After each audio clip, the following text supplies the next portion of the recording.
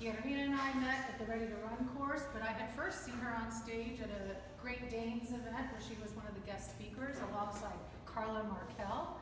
And I was like in awe of her, and then there she was, my classmate in a Ready to Run class. And I was like, oh, I'm sitting next to the famous one. And we befriended each other, and I just said, you have to, you really should run. You've got the personality, you've got the background. And like she said, we became fast friends. So she entered my life. Becca entered my life when I was looking to put together a team, and was an early member of our team. Lori and Christian, we were doing well, we were chugging along, but we were in desperate need of a fundraiser and looking to raise money because we don't run against a 17-year incumbent without a lot of money. The guy had $212,000 in his campaign account at the end of December, and by now I'm sure he's been able to double that. So I'm a high school teacher. I don't have personal wealth. I'm not self-financing. This is all from small dollar donations from people. So I was at a point where we were not raising the kind of money we needed to raise, and lo and behold, Lori Palmer dropped into my life. It was just truly had a sense of fate about it. And Lori offered to do fundraising, and she's been tremendous. It really kicked our campaign to the next level. And what's even more interesting about that is Lori's married to Christian, whose mother and father were dear, dear friends of my parents back when I was a little girl. And we didn't know. I mean, it's one of those Delaware stories. It was just like, no way, I can't even believe that this is happening. So it's cool. In Delaware, that kind of thing does happen. You find the right people at the right time, and chances are you're either related to them or went to school with them or worked with them at some point. So we've just had a great ride so far, and with 4 months or so left to go, things are looking good. What started as a long shot has really turned into a viable campaign, and we think it's going to be close. We no longer think it's going to be. It's not a long shot. So I'm a high school teacher, so I guess some of the values I bring to this, or what I've learned from teaching, seeing my students struggle. I have students of all walks of life. I have students from privileged backgrounds, students who struggle every day just to get by. And 24 years of teaching in public schools, you really learn what the community needs at many different levels, different walks of life. And so I would like to bring that knowledge to the Senate seat, the knowledge of all the different communities that I would be representing and the struggles that they face. I want to do more than what I can do one-on-one with my students. I want to not just be able to help my students navigate the system that they were born into, but help change the system through good legislation. And that's something I can only do as a legislator. I'm not going to be able to do it only in the classroom. I do intend to keep teaching. I have about 6.5 years left until I can retire, so I will continue to teach. So I'm always grounded in what's going on in everyday people's lives, and using that to inform how I work in Dover and what kind of legislation I would want to be sponsoring and helping to craft. So some of the values that I have that I didn't feel were represented are, I value diversity. Obviously, I'm from a diverse family. I value all kinds of diversity, and I want to fight discrimination. My opponent has actually voted against anti-discriminatory measures. There have been bills that he has voted no to that were meant to reduce discrimination in housing, for example. My opponent voted against those bills. So that's clearly an area where we differ. We differ when it comes to women's rights. My opponent has done everything in his power to chip away at women's reproductive rights, and he originally voted no on the ERA, the Equal Rights Amendment here in Delaware. He went not voting on SB 5, which was the codification of Roe v. Wade here in Delaware, and he basically is not a big friend to women. And somebody said to me tonight, if he wins, he'll have no reason to vote for the ERA next year.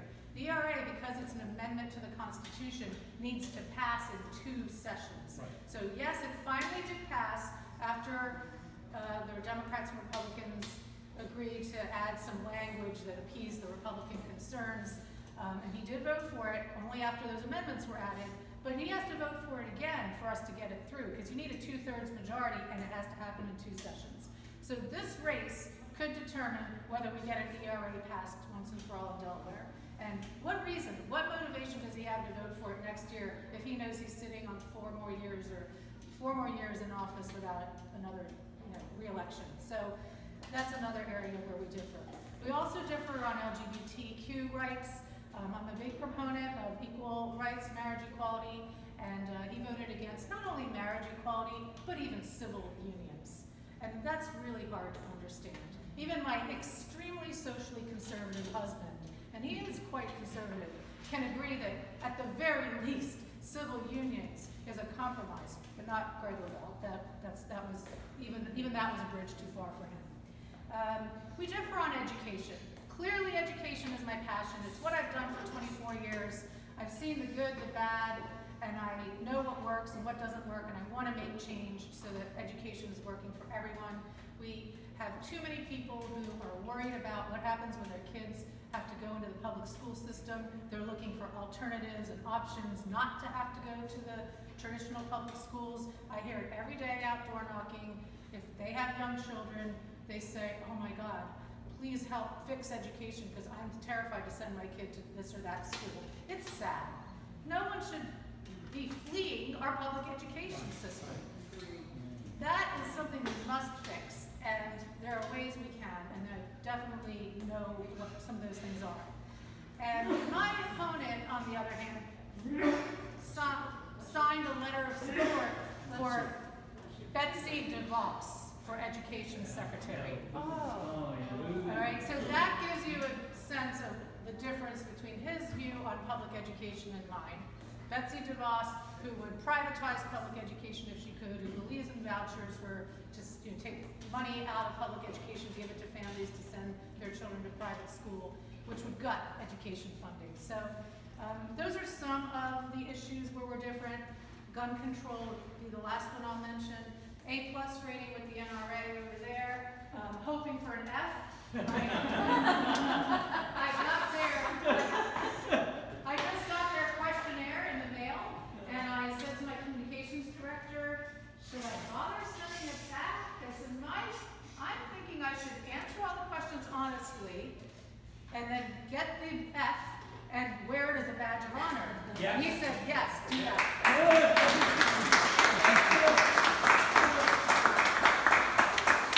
So I'll be working on that questionnaire the next couple days, and just by answering the questions honestly, I expect the NRA to give me an F, and that'll be good for me.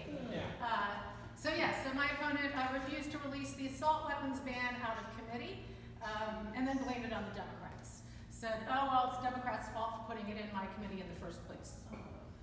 Okay, it's a way to take responsibility for your vote. So it isn't about, just like we don't want a national candidate in 2020 to run just as the anti-Trump, I don't want to run just as the anti-Lavelle, but I do want people to know his voting record, because he goes not voting a lot, and he can be a little cagey at times, and we meet people at the doors and say, oh, he's a nice guy, he filled my pothole, he paved my road.